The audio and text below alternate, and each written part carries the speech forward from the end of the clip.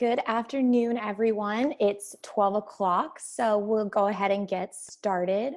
Well, first off, thank you all so much for joining Columbia Riverkeeper today as we talk about Hanford's invisible threat, its groundwater. So my name is Simone Anter, and I'm a staff attorney with Columbia Riverkeeper. And joining us today, we have Tom Cecilia, a hydrogeologist with Oregon's Department of Energy. And then Gabby Garcia is on our tech controls, so she will be controlling our PowerPoint.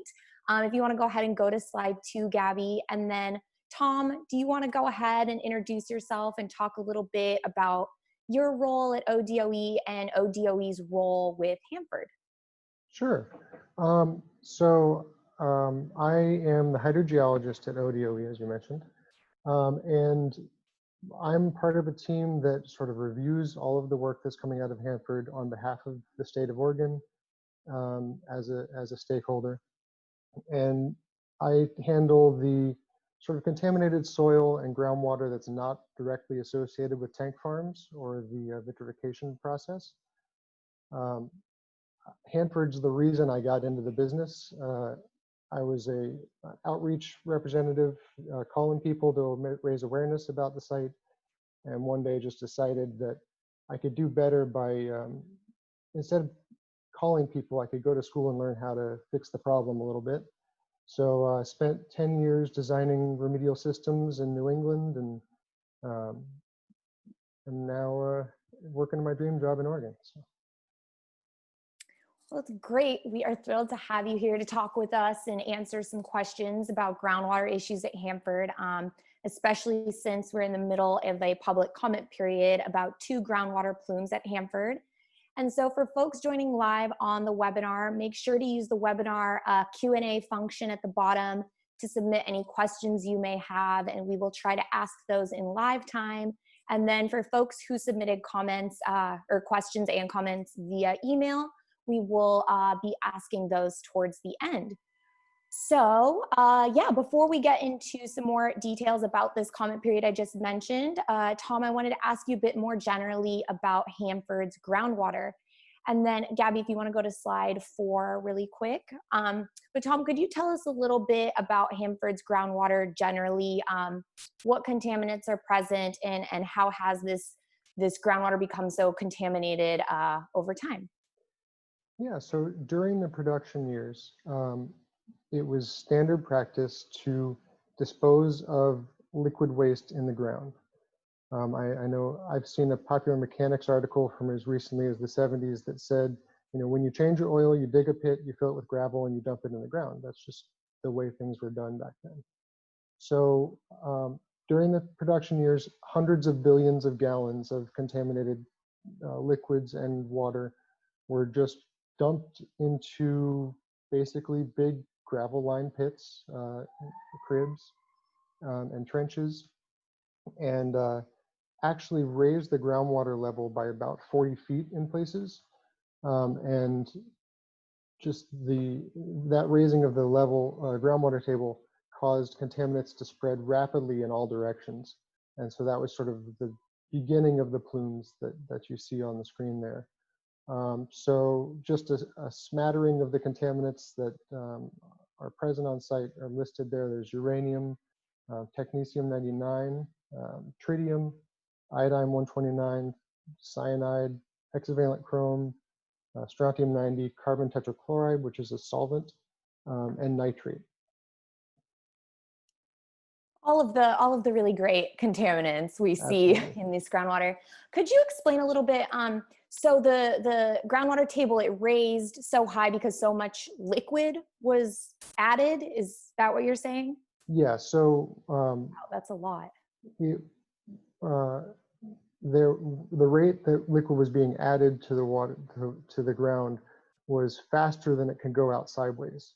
Okay. So it created sort of a hill, and that hill in general wants to flatten back out. And so when it flattens back out, it squishes like a pancake and shoots out the sides, basically. Okay, and so that's why we kind of see the plumes, how in these maps that we're showing right now, how they're kind of pluming out from this area. Right, groundwater typically wants to flow towards the southeast, so towards the downstream direction of the river. But during production years, it was flowing all kinds of different directions. Wow. And then, so when Hanford moved out of the plutonium production phase and kind of into the cleanup phase that we see now, typically, how have we seen groundwater and different groundwater plumes being dealt with at Hanford, if at all? It's really been a sort of case-by-case basis. There has been a lot of pumping and treating going on, which is an effective way to maintain and manage the plume. There have been barriers injected into the ground that, as the contaminant passes through, it sort of attaches to the material that was injected. So that cleans the water that's passing through the barrier. There are some compounds that if you inject chemicals in, those compounds will break down and then become, inert and harmless. Um, everything that could work has been tried, and to some success. Okay, so a lot of testing of different technologies for treating groundwater, and that's okay. And then, so how are groundwater plumes at Hanford classified? Are some, moving faster than others? Are some more contaminated than others? And kind of how is this information realized? And then, Gabby, if you want to go ahead to slide 5, if you could kind of, explain that slide a bit as well. Sure. So groundwater obviously is not something you can directly observe. It's a couple hundred feet below the site in some places. So typically what you would do is install monitoring wells, and this site with all the dots has all the monitoring wells that are on the GIS library that PNNL runs. And you would install a well, sample it, and if you see contamination, then you have to trace it back to where it starts. So they've got a pretty good handle on where the plumes are. And then as you sample these same wells over and over again, you can see whether the concentrations are rising or falling, or if you see the contamination in a well that you hadn't seen before. And that's how you sort of determine whether a plume is expanding or not. An interesting thing that's happened in the recent decade or so is that mound that was generated during operation has pretty much flattened out. And so some of the plumes that were migrating, in particular on the image right next to the word 200 BP, that is the Gable Gap area. And that plume was migrating north, but once the water table flattened out, it has now become stagnant and it's just sitting there. And there's no continuing source, so it's just waiting to be cleaned up. Okay. And then, so when we talk about cleanup, what are the standards for cleanup of Hanford's groundwater? Is it the federal drinking water standards, or are there other standards? And then I guess another related question does Oregon and Washington also have drinking water standards? And are they more or less protective of than the federal standards? Yeah, so the default is the federal drinking water standards. States can have standards that are more strict than the drinking water standards, but they can't be less. So at Hanford, the applicable standards would be the EPA's drinking water standards, and then any other ones that Washington would put in place. Because the site isn't actually in Oregon, we can't really set the standards for the land that's in Washington. But the standards are agreed on by the regulatory agencies when a final record of decision is applied. So that's when everyone would sit around the table and say, okay, well, we think we should use, we think Washington's standard here is applicable because it's close to the river and it's more protective of human health and the environment. And that's where that decision will be made. Okay, great. And then, so you talked about how we're monitoring the groundwater at these different well sites and the different plumes, but are contaminant concentrations in the plumes increasing over time or remaining the same? And why, if they are increasing, why would that be the case? So It's really a plume by plume case. So the Gable Gap plume doesn't have any contamination feeding it still. Like I said, it's sort of stagnant and it is not increasing. But the contaminants in that plume have a really long half-life. They take thousands of years, tens of thousands of years to degrade. And so they're not decreasing either. They're just sort of staying the same. The plumes closer to the tank farms in the middle of the picture there, they are increasing actively. And that's why they're being targeted during this comment period, or this proposed plan. They're increasing because there's a continuing source, and there's basically contamination stuck up in the soil that's slowly dripping down into groundwater. And then as that propagates out, you get a plume. And I like to think of it as like a paint roller. If you ever paint a wall with a paint roller, it takes a long time to wash out the residual paint, and you're always going to, every time you wash it, you're going to see more paint in the water. And right now, the rollers are still being washed out in the tank farms, we'll say. Okay. And so you mentioned, so I think this is the perfect segue. You mentioned that current interim cleanup plan. So currently, the U.S. Department of Energy has opened up for public comment their interim cleanup plan for 2 adjacent groundwater operable units in Hanford Central Plateau. So these are the 200 BP5, which contains the B complex plume area, and then the 200 PO1, which houses part of the C and A through AX farm plume. So Gabby, if you want to go to slide 6 real quick. So this interim cleanup plan proposes to pump and treat the 2 groundwater plumes that I just mentioned, primarily for 2 contaminants of concern, uranium and technetium-99. So Tom, could you first off tell us a little bit more about pump and treat and its uses at Hanford? And then second, could you talk a bit about uranium and technetium-99 levels in Hanford's groundwater? Sure. So pump and treat, as I think I mentioned, is designed more for plume management than for actual remediation. What it hopes to do is stop plumes from advancing. So you can take the water that you pump out, take it through a treatment facility, and then inject it somewhere else that as cleaner or clean water. The areas that are currently proposed for treatment have, like you said, technetium and or uranium in the groundwater. There's also a lot of other stuff there. So the pumping of these plumes will bring other contaminants through the treatment system. Most of those are treatable, but they're not planned on being treated in this action. They're going to rely on, DOE's planning on relying on sort of dilution and mixing with other clean waters to stop contamination at the injection point. And so why wouldn't they just address all contaminants as they're getting pumped out?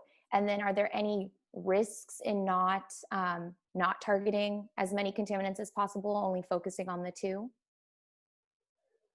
So these 2 that they're targeting are readily treatable, and they're sort of related to each other. They both have to go through what's called an ion exchange column, which is a tube full of a resin that absorbs the contaminants, whether it's uranium or technetium-99. Mm-hmm. There's been some recent studies that show that these ion exchange columns might also treat some other radionuclides, which is a good thing.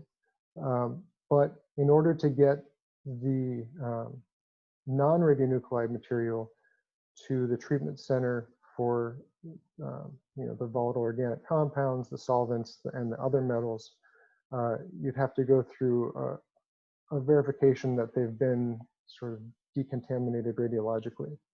The 2 sides of the treatment center are, you're not supposed to send radionuclides through the non-radionuclide sides. That's why They're saying, let's get the worst of this out, which is the radionuclides, and then the rest of it's sort of a minor side contaminant that isn't going to cause a big problem. And they will be sampling the water as it leaves the system to make sure that it's not a problem. Okay. And then, Gabby, if you want to go ahead and go to slide 8, and we can show that. But what position has ODOE taken on this proposed cleanup action, and what does ODOE really try and push for in regards to cleaning up Hanford's groundwater? So our overlying principle is that the Columbia needs to be protected. We hold the quality of the water entering the Columbia as paramount. So we are in favor of the plan.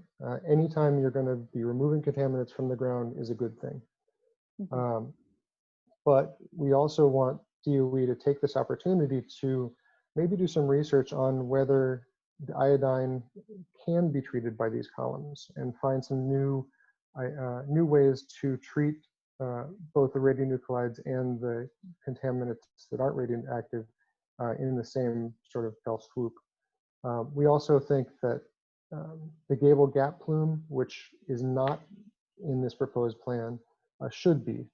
DOE evaluated it and decided that because it's stagnant, it's not necessary to go after it as aggressively. But we think that if you can get rid of a plume, that's a win. So they should try to do that as well. Okay. And then if you want to go ahead to slide 3, and we can play that video while we talk a little bit more. But so we kind of talked about this a little bit before about source material continuing to contaminate groundwater plumes in certain cases. Could you talk a little bit more about the source material that we kind of see in the context of these 2 groundwater plumes that are emanating from the Central Plateau, and what kind of source material there?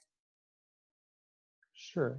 The source material for the 2 plumes that are being aggressively attacked here is tank farms. So the tanks leaked, or the pipelines that fed the tanks leaked, and then the soils underneath the tanks were contaminated, and that material is slowly trickling down into groundwater. The tanks were designed to settle out solids from the liquid waste and then actually overflow the rest of the liquid into the ground.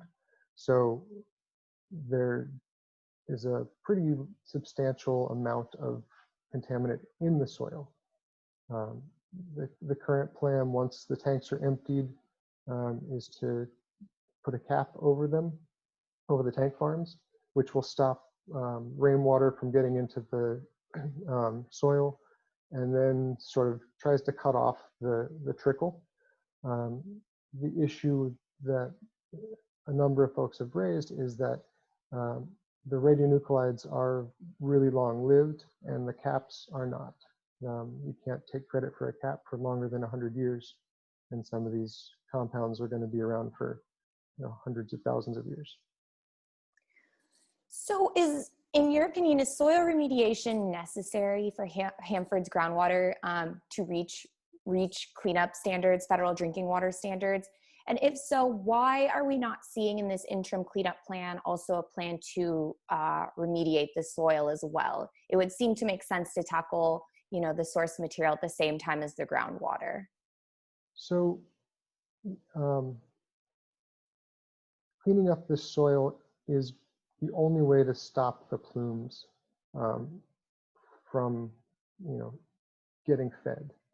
You can still protect the river with pump and treat or other novel remediation for groundwater.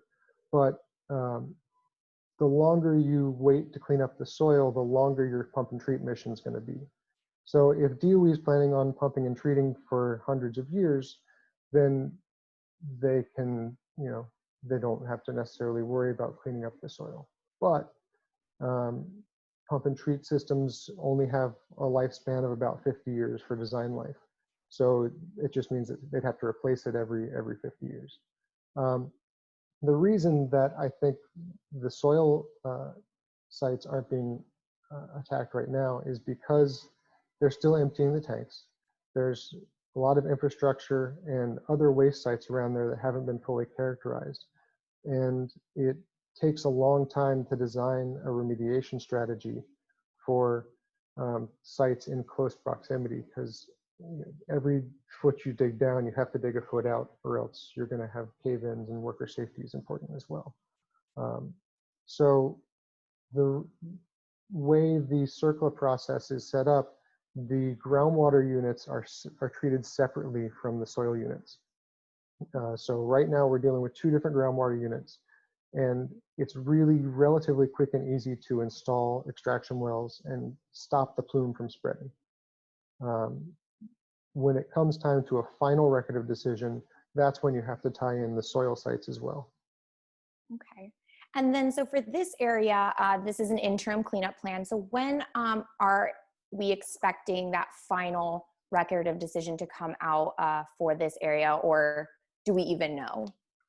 I don't think that that is known yet, Okay. but it's going to be at least a couple decades. Okay. So we do have a question that came in from one of our participants, and they would like to know, where's the K Basin in relation to the Gable Gap plume? And is that one of the plumes that is affected by the K Basin? And I guess just to follow up, if not, does the K Basin affect a plume? So K Basin and Gable Gap plume are quite far apart. I don't know if we have if you could put up this site-wide map. I think that would be on slide, I don't have them in front of me, slide 2 or 4 maybe?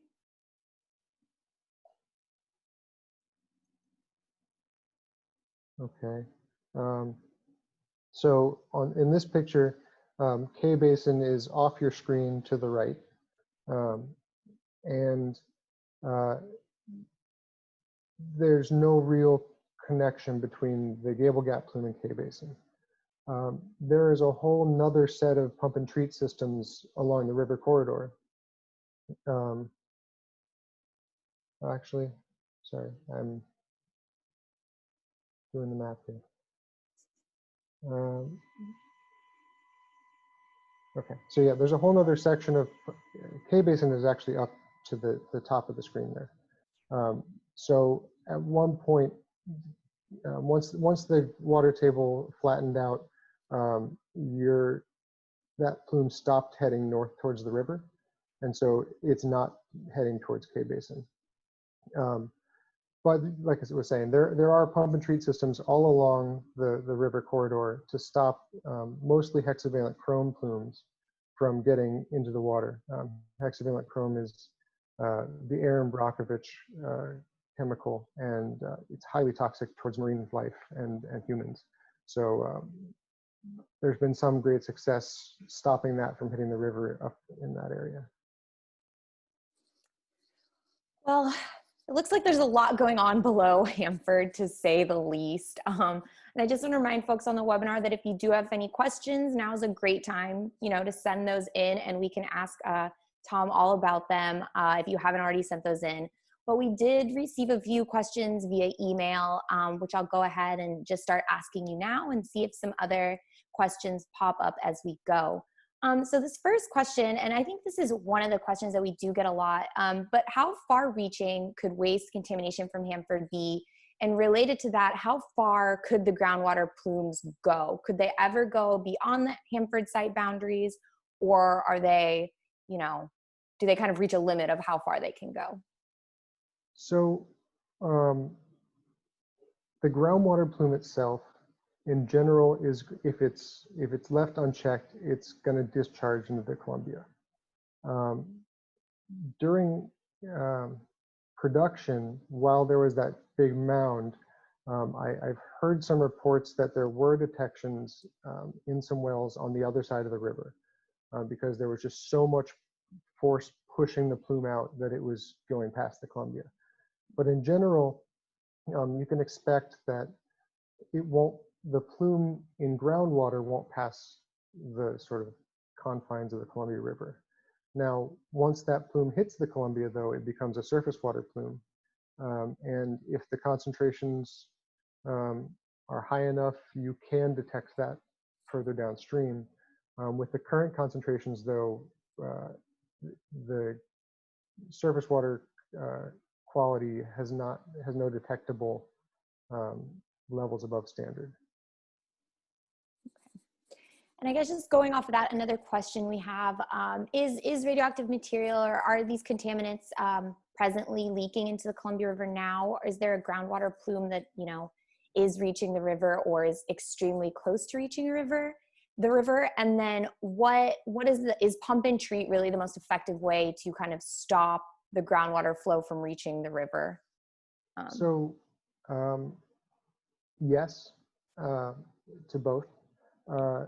Right now there is strontium reaching the river in the 100N area. There's, I believe, strontium in BC, 100 BC. And then there's a tritium plume that's that green blob in the picture. That's going off towards the 300 area. There's also a uranium plume in the 300 area that's being treated. So pump and treat is the best band-aid to stop the plumes from entering the river. 100N, they're injecting a chemical that forms apatite, which is a mineral that tends to absorb strontium. And so it's going to sort of filter out 90% of the strontium as the plume passes through this barrier. And that's, you know, relatively effective, although 90% of the contaminant, or 10% of the contaminant passing through is still going to be higher than the drinking water standards. There's some progress being made. In the 300 area, there's another project that's trying to sequester the uranium in another mineral compound right at the water table and stop that from hitting the river.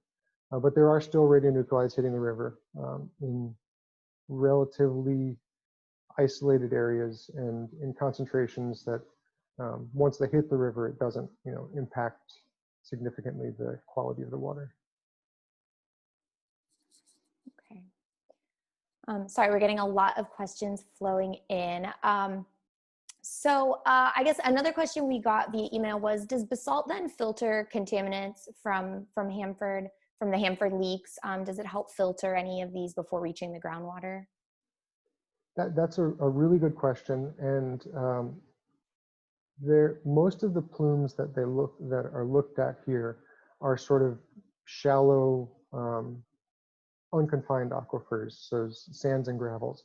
There are some plumes that tend to sink. So the carbon tetrachloride, for instance, which is on the left, the sort of big, bright, spotted plume on the left-hand side of the screen, that is a compound that's more dense than water, so it wants to sink, and it's going to find the lowest possible spot.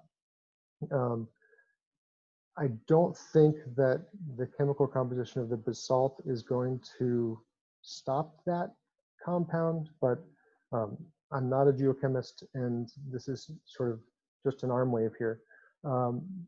There are some compounds, some contaminants that do get slowed down or change their chemistry when they come in contact with iron and magnesium.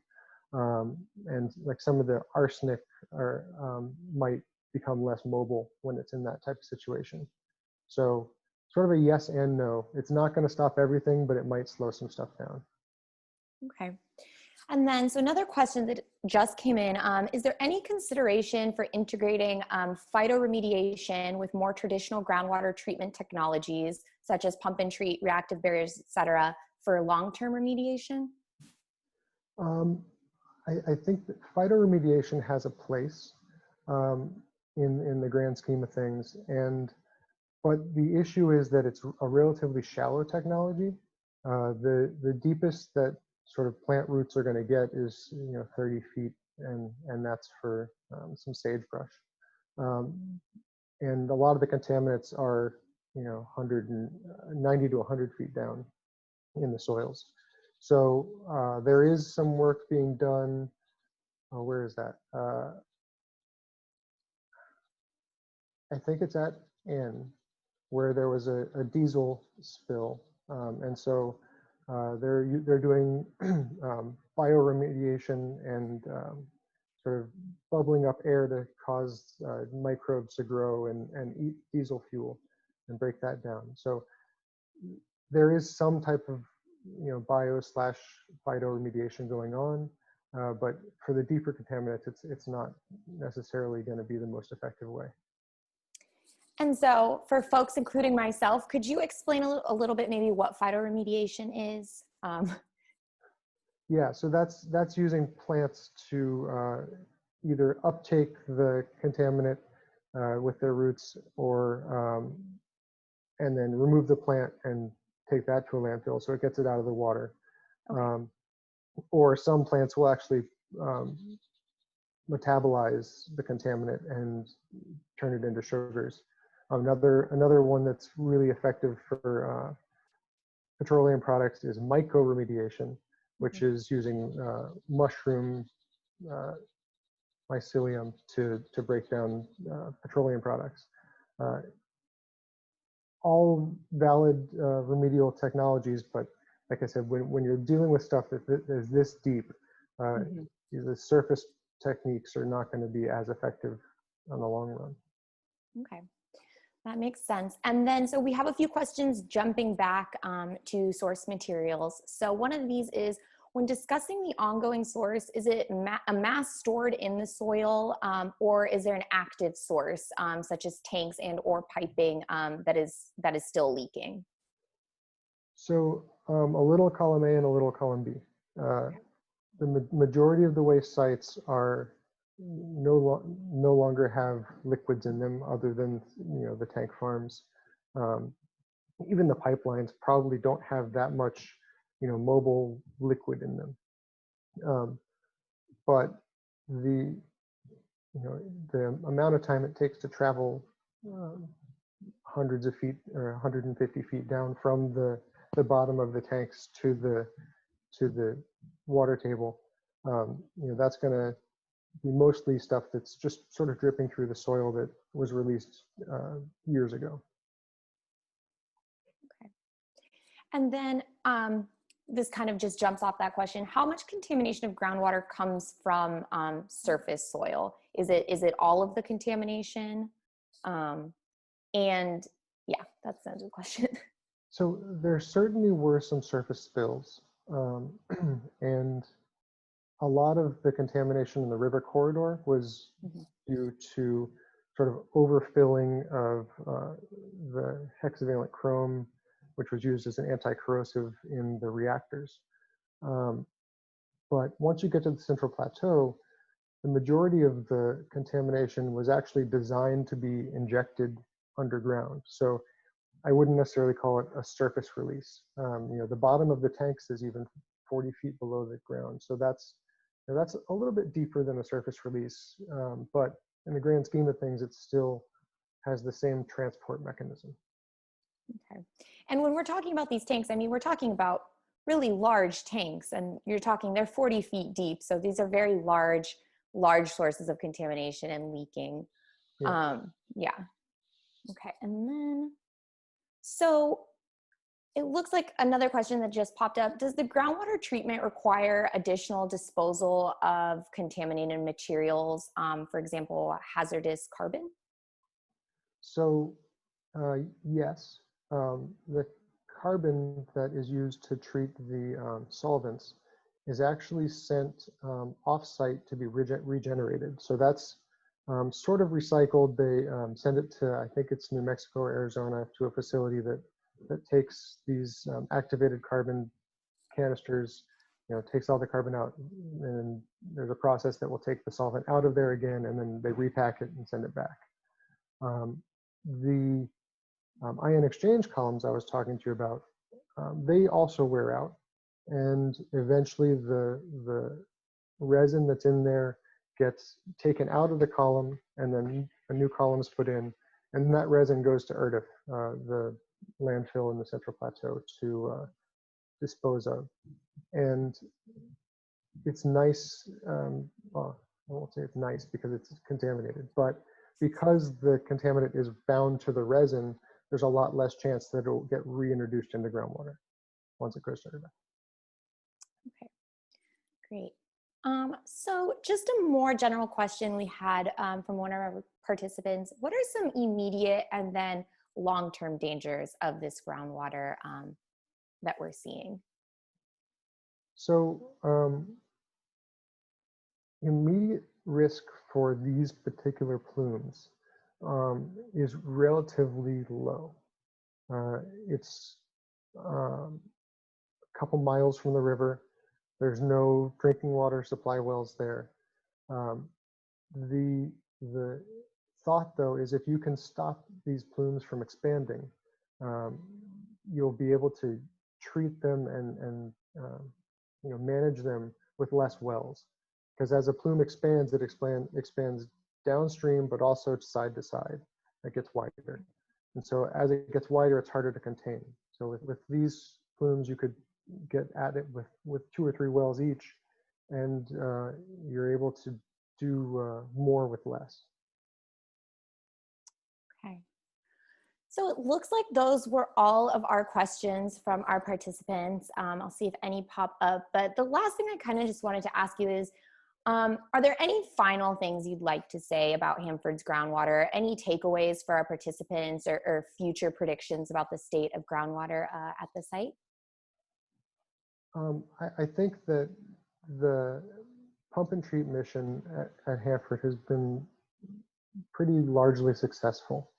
And I'm heartened that DOE is actually going after these plumes before they get unmanageable. You can always do more. The river corridor is, especially around the Horn in the 100H area, the amount of work that has been done to remove hexavalent chrome up there to the level that has been done is pretty impressive. And there's still evaluations that need to be done to determine whether the pump and treat systems can be turned off or not, but there's a lot of good work being done with pump and treat. Great. I have one last question that came in that I want to ask you real quick.